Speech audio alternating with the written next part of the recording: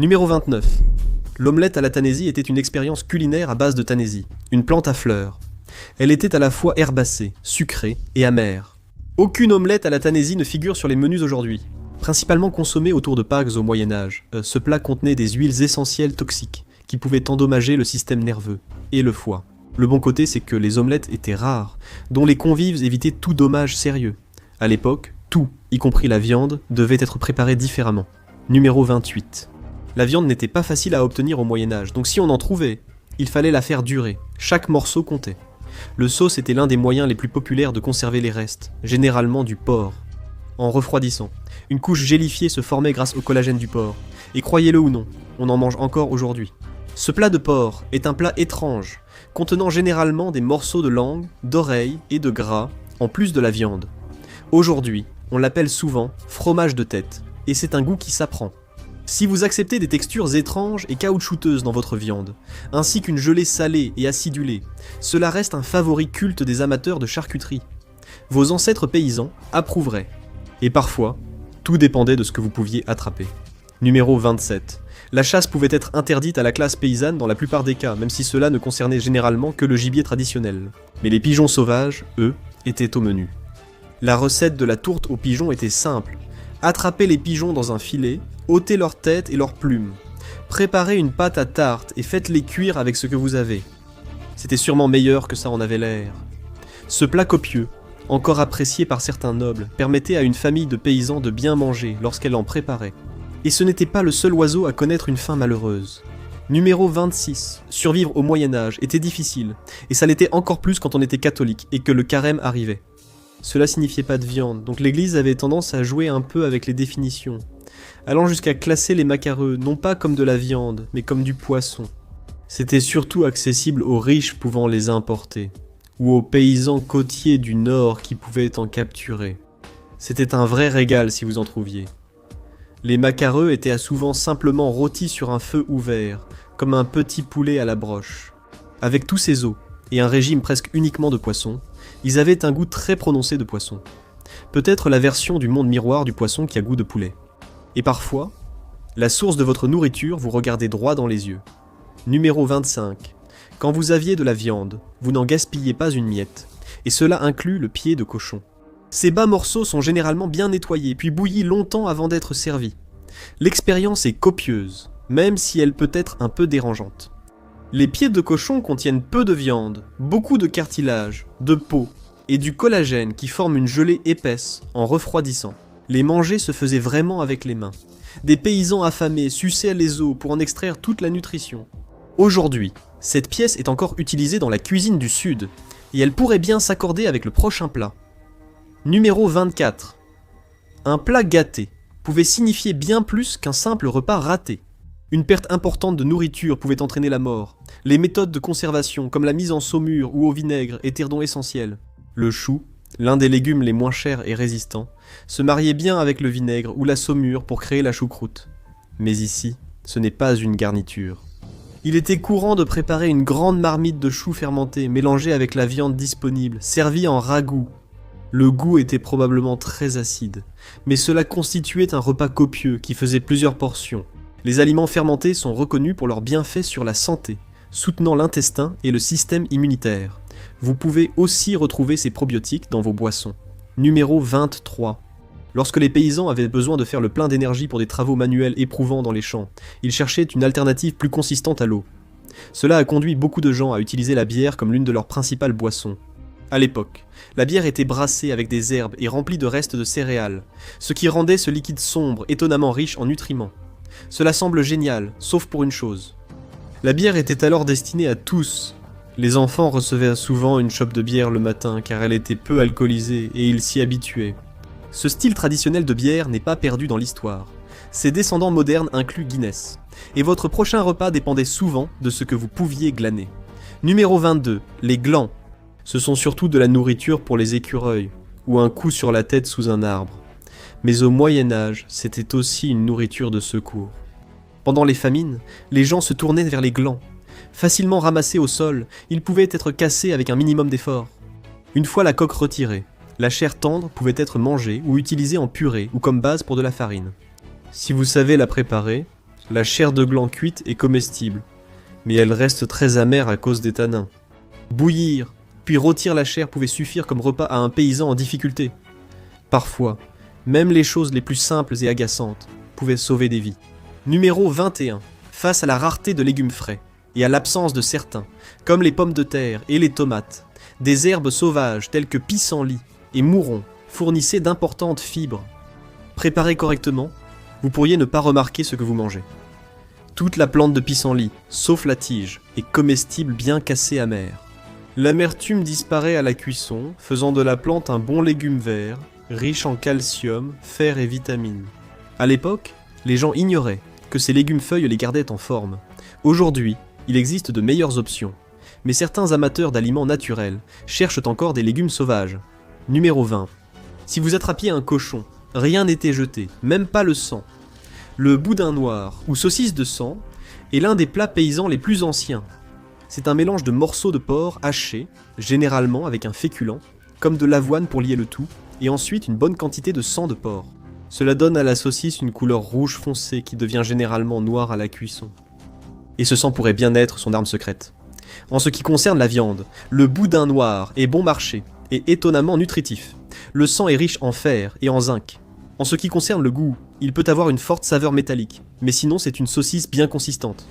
L'apparence et la texture peuvent rebuter, mais ce plat paysan n'est jamais vraiment passé de mode. On peut même en trouver aujourd'hui sur les menus des pubs britanniques, dans le cadre d'un petit déjeuner anglais traditionnel. Et parfois, la seule façon d'éviter la nourriture avariée, c'est de la faire fermenter soi-même. Si vous pensez que The Infographics Show utilise une machine secrète pour produire des vidéos en continu, sachez qu'il s'agit surtout de beaucoup de travail. Chaque scène et chaque graphique doit venir de quelque part, et créer tout cela à partir de zéro peut prendre des heures. C'est exactement pourquoi les outils qui accélèrent le processus sont importants. Et cela nous amène à Storyblocks. Storyblocks est une bibliothèque créative tout en un, remplie de séquences vidéo, d'animations graphiques, de modèles et d'incrustations. Donc, au lieu de créer chaque graphique à partir de zéro comme un maniaque privé de sommeil, vous pouvez prendre des éléments déjà soignés, les personnaliser et continuer d'avancer. Leur voix off IA, propulsée par Eleven Labs, peut générer une narration au son naturel. Si vous avez besoin d'une voix rapidement et que je ne suis pas disponible, l'humanité a prévu un plan de secours. Pour des visuels personnalisés, leurs outils de montage vidéo IA, alimentés par Runway, permettent de générer et d'ajuster des éléments rapidement tout en gardant le contrôle. De plus, vous accédez à des milliers de modèles dans des programmes populaires comme Premiere et After Effects, où la plupart des créateurs montent et ajoutent leurs effets visuels. Storyblocks vous donne accès à une immense bibliothèque de ressources, et avec un seul abonnement, vous pouvez télécharger un contenu illimité. C'est une option incroyablement économique. Donc, si vous voulez commencer à créer de meilleures vidéos vous-même, rendez-vous sur le lien dans la description ou scannez le code QR à l'écran. Profitez de 15% de réduction sur tout abonnement annuel pour une durée limitée. Et l'offre se termine bientôt. Alors vous devriez agir rapidement. Commencez à créer de meilleures histoires. Maintenant, revenons à l'épisode. Numéro 19. Aujourd'hui, si quelqu'un ouvre une bouteille de lait et sent qu'il a tourné, il est probable qu'il le jette. Mais au Moyen-Âge, les gens faisaient exprès de laisser leur lait tourner pour le conserver plus longtemps. En se développant, les bactéries lactiques épaississaient le lait, empêchant la prolifération des bactéries nocives. Cela permettait de conserver le lait plus longtemps, si vous le supportez. Ce lait épais, grumeleux et aigre qu'il faut avaler de force. Cela a un goût de lait tourné pour les novices, mais reste une délicatesse dans certaines cultures. Appelé claver en Irlande, il remplaçait le yaourt. Quand il faut conserver sa nourriture, on ne peut pas être difficile sur la façon de le faire. Numéro 18. Le beurre de tourbière est l'une des méthodes de conservation des aliments les plus anciennes, datant de 1000 ans avant le Moyen-Âge. La graisse animale, généralement du beurre, était enfermée dans un récipient en bois, puis enterrée dans une tourbière. Ces tourbières profondes et marécageuses, saturées de tourbes denses et pauvres en oxygène, empêchent la décomposition. C'est pourquoi les corps découverts dans les tourbières sont préservés des siècles, tout comme le beurre. Mais oseriez-vous manger ce beurre ancien des profondeurs ? Le beurre qui était stocké de cette façon pendant de courtes périodes était probablement comestible, et avait un goût normal une fois qu'on avait gratté la boue de tourbière qui l'avait touché. Cependant, le beurre de tourbière ancien a été testé de nos jours. Il est extrêmement âcre et terreux, un peu comme manger de la mousse ou un fromage très affiné et fort. Bien sûr, si vous essayez du beurre vieux de 1000 ans, vous faites beaucoup confiance à la sécurité alimentaire de l'époque. Parfois, les gens allaient aussi se faire plaisir, si l'on peut dire. Numéro 17. La meilleure façon d'obtenir un plat de viande au Moyen-Âge était souvent la générosité de votre employeur, mais vous n'obteniez probablement pas les meilleurs morceaux. Quand un noble tuait un cerf, ses serviteurs ou les chasseurs de conditions modestes recevaient souvent les abats en récompense. Elles étaient préparées dans une humble pie, une tourte salée composée uniquement des entrailles de cerf, considérée alors comme une rare délicatesse. À l'époque, les gens n'étaient pas difficiles. La tourte servait généralement des abats dans un ragoût riche avec des légumes et les épices disponibles. Si on ne réfléchissait pas trop à ce qu'il y avait dedans, c'était probablement un repas délicieux. Les Britanniques, réputés pour leur palais raffiné, mangent encore aujourd'hui la tourte au steak et au rognon, successeur du plat précédent. Ce n'est pas le seul exemple de cuisine gastronomique à base d'entrailles. Numéro 16. Mangeriez-vous des ordures? Malgré son nom, c'était un ragoût fait à partir des restes de poulet. Têtes, pattes, foies et gésiers, dans un bouillon assaisonné. Des morceaux de pain étaient ajoutés pour absorber le jus et rendre le plat plus consistant. Ensuite, le tout était mijoté lentement, jusqu'à ce qu'il soit presque impossible de savoir ce qu'il y avait à l'intérieur. C'était sûrement l'un des repas les plus savoureux pour un paysan médiéval. La cuisson lente facilitait le retrait de la viande et de la peau des pattes de poulet. Mais il y avait un détail qui pourrait rebuter n'importe quel convive moderne. Des têtes de poulet entières étaient ajoutées. À chaque cuillerée de ce ragoût copieux, on ignorait quand on tomberait sur l'une d'elles. Quand le tavernier devait faire durer ses provisions, il savait quoi faire. Numéro 15. Les tavernes voyaient un flux constant de voyageurs fatigués franchir leurs portes, donc il était utile d'avoir une marmite de ragoût sur le feu en permanence. Et nous voulons dire en permanence. Le ragoût perpétuel, ou ragoût du chasseur, se compose généralement de viande et de légumes et n'est jamais totalement vide. À mesure qu'il était servi, on ajoutait liquide, viande et légumes selon les besoins. Il était gardé chaud pour ne pas se gâter. Chaque portion variait. De dessus, il paraissait normal, mais de dessous, cela ressemblait à une bouillie de viande et légumes. Les saveurs étaient très similaires, et, avec le temps, ce mélange unique a rendu le ragoût très populaire. Certains restaurants modernes le recréent pour célébrer la cuisine historique. Mais assurez-vous de vérifier ce que vous buvez. Vous ne croirez pas ce qu'il pourrait ajouter. Numéro 14. La bière de coque est exactement ce que son nom suggère. C'était une boisson simple mais troublante. Vous brassez une bière ordinaire, puis vous la versez dans un sac rempli d'un poulet partiellement cuit et éviscéré. On ajoutait aussi des fruits et épices, ce qui apportait à la boisson sucrée les nutriments de la volaille et la rendait plus nutritive. Mais quel goût ça avait! De tous les éléments de cette liste, celui-ci est probablement le plus éloigné de tout ce que nous buvons aujourd'hui. Cependant, le sucre et la bière auraient sûrement masqué le goût du poulet. Franchement, après quelques verres, est-ce que ce que vous buvez a vraiment de l'importance? Parfois, il ne s'agit pas de ce qui est bon, mais de ce que vous pouvez attraper. Numéro 13. La chasse, bien que rarement autorisée pour les paysans au Moyen-Âge, avait tout de même lieu. Piéger et cuisiner de petits animaux ajoutait efficacement des protéines à l'alimentation. La grenouille, facile à attraper, en est un exemple que vous avez peut-être déjà goûté. Les cuisses de grenouille, plat phare des restaurants français, étaient d'autrefois simplement embrochées et rôties au feu. Les cuisses étaient la meilleure viande, mais le corps osseux donnait encore de quoi grignoter ou faire une soupe, et comme aujourd'hui, ça avait sûrement un petit goût de poulet. Elles étaient sûrement plus propres que la suivante. Numéro 12. Les rats, bien plus que des nuisibles, sont une vraie plaie. Aujourd'hui, on redoute les maladies qu'ils transmettent, mais au Moyen-Âge, on les craignait surtout car ils volaient ou abîmaient la nourriture. Les capturer était prioritaire, mais il fallait beaucoup pour que les paysans songent à les manger. C'était réservé aux cas vraiment désespérés, lors de famines graves pendant les sièges militaires ou les épidémies. Quel goût cela avait-il? Contrairement aux grenouilles, peu de gens mangent des rats aujourd'hui. Pour la meilleure référence, il suffit de regarder l'émission Survivor, où des candidats affamés ont attrapé et mangé un rat sauvage de Bornéo. Ils l'ont décrit comme étant osseux, au goût fort et pas très bon. Mais quand on meurt de faim, c'est mieux que rien. Mais à quel point faudrait-il avoir faim pour essayer ça? Numéro 11. Le sucre, généralement extrait de la canne à sucre et des betteraves, n'était pas beaucoup cultivé au Moyen-Âge, donc l'édulcorant le plus courant était le miel. Il avait beaucoup d'avantages. Le miel, s'il est correctement conservé, se gâte rarement. Mais il y a un gros inconvénient. Il devait être récolté dans les ruches, ce qui exposait les apiculteurs médiévaux au risque de se faire piquer. Alors après tout ce travail, est-ce vraiment surprenant qu'ils en prenaient un peu plus pour eux-mêmes? Il existe des récits d'apiculteurs mangeant des morceaux de rayons de miel directement tirés de la ruche. Certains amateurs de produits peu naturels en raffolent encore aujourd'hui. Cela a le goût d'une substance cireuse remplie de miel, mais il y a parfois une surprise. Il peut rester 1 ou 2 larves d'abeilles, un supplément de protéines.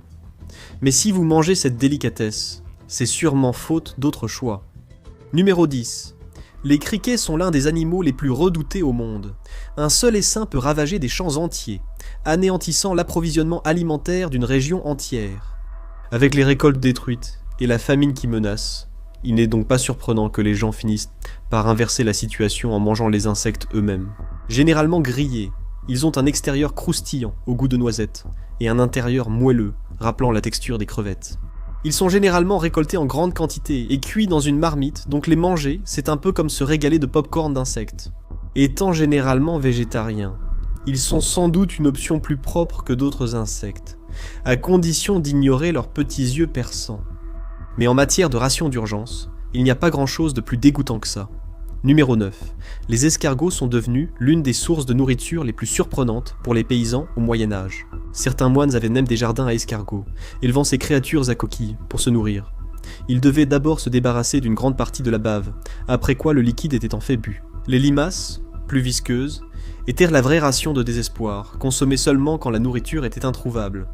Les escargots rôtis ou bouillis prennent une texture plus caoutchouteuse une fois sortis de leur coquille, mais ils n'ont généralement pas beaucoup de goût en eux-mêmes. C'est pourquoi aujourd'hui, ils sont généralement servis, recouverts d'herbe et de beurre. Quant aux limaces, elles sont rarement consommées. Aucun de ces animaux ne doit jamais être mangé cru, car ils peuvent porter des parasites mortels. Mais ce prochain animal n'est pas seulement difficile à préparer. Numéro 8, presque tous les petits mammifères étaient du gibier au Moyen-Âge. Les hérissons, eux, posaient des défis uniques. Pour les préparer, ces petites créatures épineuses étaient plongées dans de l'eau chaude pour les forcer à sortir de leur boule défensive. Une fois déroulées, elles étaient ouvertes, nettoyées et rôties. Les rares personnes qui ont goûté de la viande de hérisson aujourd'hui la décrivent comme douce, ressemblant davantage à du lapin ou du porc. Mais pour la plupart des gens, cela ne vaut probablement pas la peine, et ce n'est pas le seul aliment qui pourrait se défendre. Numéro 7. La faim pousse à tenter l'inédit, ce qui expliquerait pourquoi on essaierait une plante couverte de fines fibres urticantes. Les orties sont des plantes nuisibles, courantes et difficiles à éliminer, mais faire bouillir les feuilles décompose les substances urticantes et neutralise les petits poils qui les injectent, ce qui les rend comestibles. Semblable aux épinards, elles constituaient une précieuse source de nutriments et entraient souvent dans les soupes et les ragoûts. Aujourd'hui, on lui a trouvé un autre usage. Au Royaume-Uni, des compétiteurs mangent ces plantes urticantes pour battre des records. La faim mène à des actes désespérés, et on ignore parfois ce qui se cache dans la nourriture. Numéro 6. Même le pain n'était pas épargné au Moyen-Âge. Aliment de base des paysans, il dépendait de la disponibilité de la farine. Quand ce n'était pas le cas, les boulangers devaient trouver un moyen de s'en sortir, et cela signifiait utiliser tout ce qu'ils avaient sous la main. Bien que l'ajout de substances non nutritives dans le pain ait été interdit par la loi, selon la Size of Bread and Ale, adoptée en 1266, certains boulangers auraient tout de même fait durer leurs réserves de farine. Ils mélangèrent la pâte avec des substances de remplissage qui étaient techniquement comestibles et peu susceptibles de causer du tort. Les ingrédients les plus courants étaient des haricots moulus, des lentilles et parfois même de la sueur de bois. Quel goût aurait ce pain frelaté? Dans certains cas, comme du mauvais pain, le risque apparaît quand quelque chose n'est pas bien broyé. Un morceau d'écorce, une motte d'argile ou un éclat d'os pouvait transformer un repas paisible en urgence d'étouffement. Le pain friable au mauvais goût causait de forts maux d'estomac, exposant les boulangers fraudeurs à de lourdes sanctions publiques. Au moins, on pouvait l'accompagner de fruits savoureux, non? Numéro 5. Vous pouvez vraiment l'essayer vous-même. Les pommes sauvages poussent presque partout et se cueillent facilement pour un encas rapide. Elles ressemblent à une pomme, mais elles n'ont vraiment pas le même goût. Une bouchée suffira probablement, car elles sont extrêmement acides et ont des notes amères. Mais au Moyen-Âge, ils ont trouvé une solution. Les pommes sauvages, culture fruitière majeure, étaient souvent préparées en compote et sucrées au miel. Ils n'aimaient pas les manger crus, mais ce fruit disponible servait à faire une bonne sauce. Et il était également utilisé comme base pour le cidre afin de fabriquer cet élément essentiel du régime médiéval, les boissons alcoolisées. Mais au moins, la plupart des plats ne vous fixent pas du regard. Numéro 4.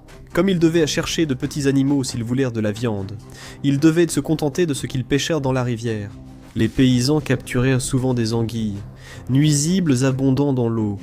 Leur cuisson donnait au bouillon une texture gélatineuse à cause des arêtes.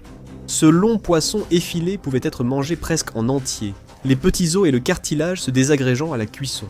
Et croyez-le ou non, c'est encore populaire aujourd'hui.